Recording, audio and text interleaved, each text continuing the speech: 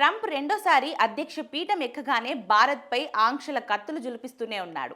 మిత్రదేశం అంటూనే ట్రంప్ ప్రభుత్వం భారత్ను ఆంక్షల ఊబిలోకి నెట్టేస్తుంది. భారత్ స్నేహపూర్వక దేశమంటూ ఇన్నాళ్ళు కల్లబొల్లి కబుర్లు చెప్తూ వచ్చిన అమెరికా అధ్యక్షుడు డొనాల్డ్ ట్రంప్ మరోసారి టారిఫ్ల బాంబు పేల్చేశారు.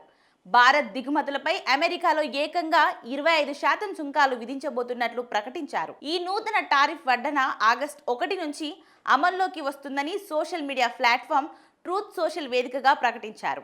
ఇక భారత్ నుంచి దిగుమతి చేసుకునే వస్తువులపై 25% టారిఫ్తో పాటు అదనపు జరిమానాలు కూడా అమల్లోకి వస్తాయని వివరించారు. రష్యా నుంచి ఆయిల్ దిగుమతులను కొనసాగించడం ఎప్పటి నుంచో కొనసాగుతున్న వాణిజ్య అవరోధాలు ఇందుకు ప్రధాన కారణాలని పేర్కొన్నారు. భారత్ మిత్రదేశమే అయినప్పటికీ ఆ దేశ సుంకాలు చాలా ఎక్కువగా ఉండడంతో వాళ్లతో మనం పెద్దగా వాణిజ్యం చేసుకోలేకపోయాం. భారత సుంకాలు ప్రపంచంలోనే అత్యధికంగా ఉండేవి.